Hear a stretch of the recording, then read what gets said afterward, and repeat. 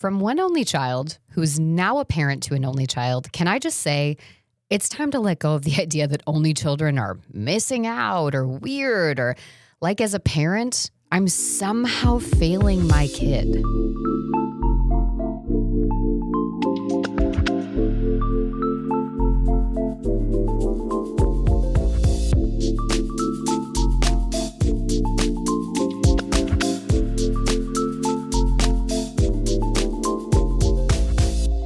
Hello, listeners, and welcome to another solo episode of the Untethering Shame podcast. I'm your host, Kira Wackett, and today we're talking about the right every person has to decide if they want kids, how many, and the reality that no one gets to live your life but you.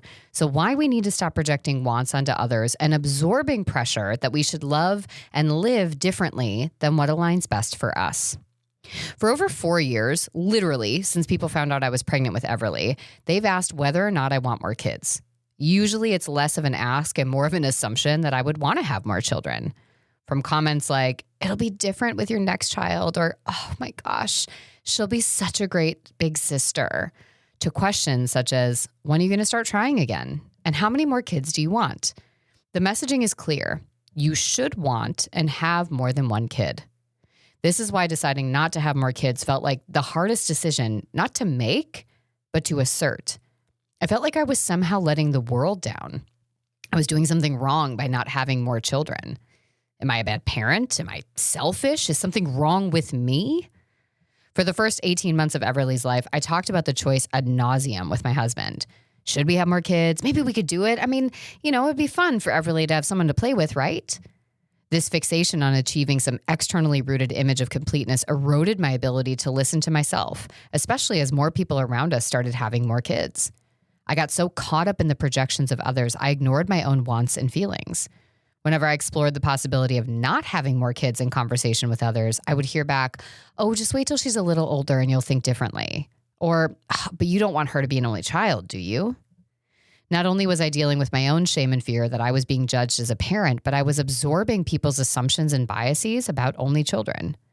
Eventually, and not surprisingly, I had the most enlightening conversation with a good friend of mine who doesn't want and isn't planning to have kids. As such, she too has felt like her choices and wants have been scrutinized her whole life. I'd been carrying the weight around for months, knowing what I wanted to do, but feeling like I couldn't actually say it. It was safe to explore the idea, but not to own the choice. But like a beach ball being pushed under the water, it can only hold for so long. And I exploded.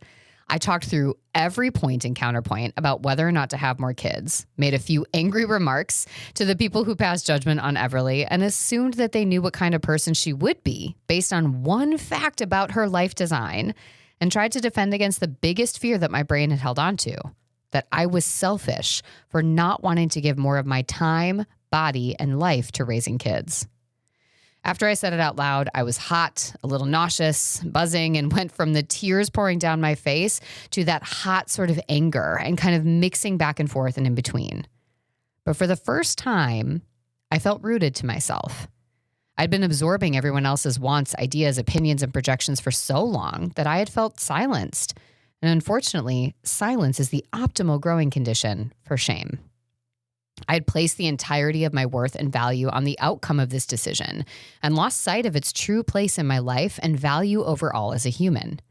A decision that was mine and my husband's to make and had no bearing on anyone else's life but ours. A decision that didn't define what kind of mother I was and wouldn't dictate who Everly would be.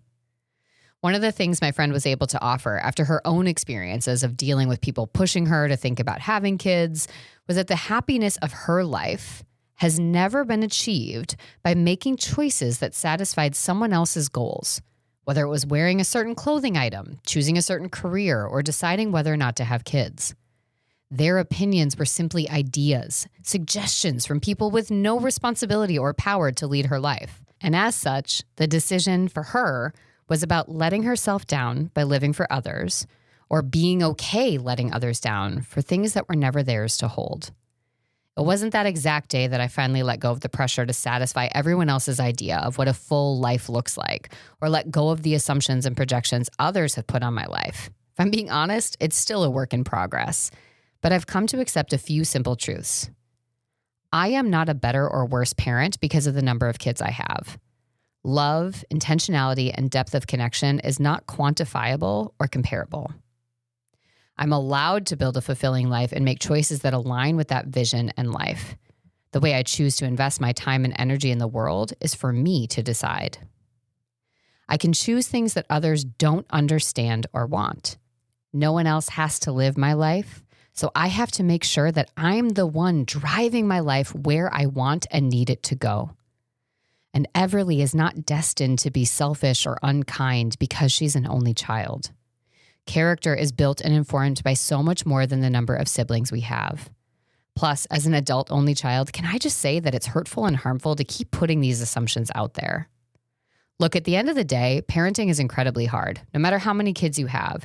And we could all use more support and love as we show up every day trying to be the best caregivers we can be and raise the best humans we can without worrying about whether or not we're doing it right or good enough. Now, before you go, I would love to hear from you about anything and anything that came up. So be sure to check out the Q&A, fill out the poll, or send me a voice memo so that we can connect and I can support you in your own journey to owning your own choices, or as you reframe some of the ways that you're thinking about other people's.